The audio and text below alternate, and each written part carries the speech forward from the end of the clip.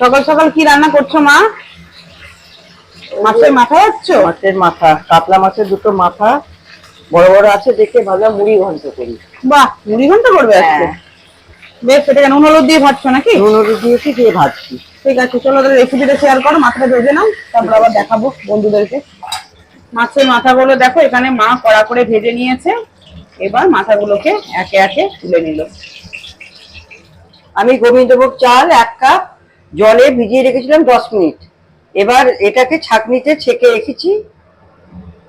মাছ ভাজা তেলের মধ্যে জিরে ফোড়ন দিলাম আর একটা তেজপাতা দিলাম।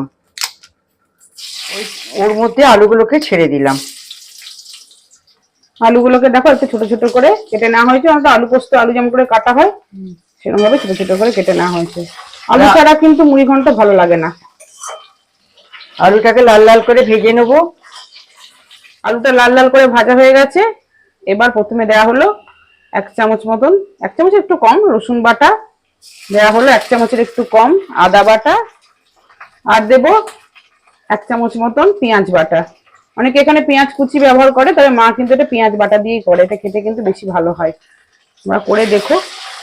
মশলাটাকে এবার একটু কষিয়ে নিতে হবে। সামান্য কষিয়ে নিয়ে এবার গুঁড়ো মশলা দেবো।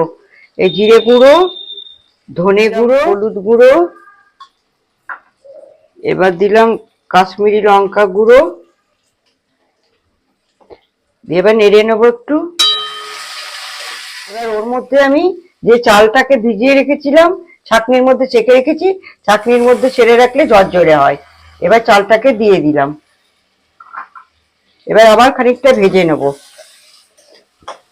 গোবিন্দভোগ চাল দিয়ে কিন্তু একটু এভাবে ভাজা ভাজা ভাজা করে নিতে হবে, নাহলে কিন্তু ভালো লাগবে না। একটু গোবিন্দভোগ চাল দিয়ে ভাজা ভাজা করলেই ভালো লাগে।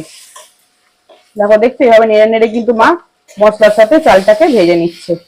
এবার আমি জল দিচ্ছি, ভাজা হয়ে গেছে। এবার জল দিয়ে দিলাম।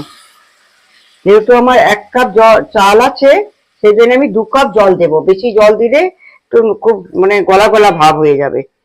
এই 2 কাপ জল দিলাম। এবার একটু নেড়ে নেবো। ফুটে উঠলেই মাছটা দিয়ে দেবো।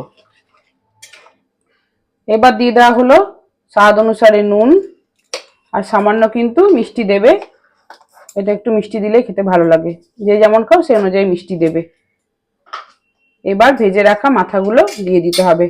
মাথাগুলো একটু আগে দিতে হবে, কারণ মাথাগুলো তো সেদ্ধ হওয়ার ব্যাপার আছে। ওই জন্য জল দিয়ে ফুটে উঠলেই কিন্তু মাথাগুলো দিয়ে দিতে হবে। আমি এবার একটা চাপা ঢাকা দিয়ে দেবো। 10 মিনিট রাখবো। আমি 10 মিনিট বাদে ঢাকনাটা খুলে দিলাম। এখানে দেখো একটু কিন্তু একদম মা টাইট করেনি, একটু কিন্তু জল জলে ভাব আছে। এই ভাবটা কিন্তু রাখতে হবে, নয়তো যখন খাবে তখন দেখবে আরো জিনিসটা ড্রাই হয়ে গেছে। আর চালটা আর আলু সবই কিন্তু ভালোভাবে সেদ্ধ হয়ে গেছে। জলের মাপটা কিন্তু একদম পারফেক্ট হয়েছে। নামানোর আগে ঘি গরম মশলা দিয়ে নামিয়ে নেবো। গরম মশলা দিলাম। রান্না মোটামুটি কমপ্লিট। খেতে কিন্তু দুর্দান্ত হয়। ঘি দিয়ে দিলাম। ঘি একটু বেশি দিলাম, খেতে ভালো লাগবে। হ্যাঁ, গোবিন্দভোগ চালের সাথে ঘিটা একটা কম্বিনেশন। বাস, হয়ে গেছে তো তোমার? বেশ, রেডি। একটু নেড়ে নেবে। এবার তৈরি হয়ে গেল মুড়ি ঘন্ট। মুড়ি ঘন্ট কেমন লাগলো তোমরা জানিও।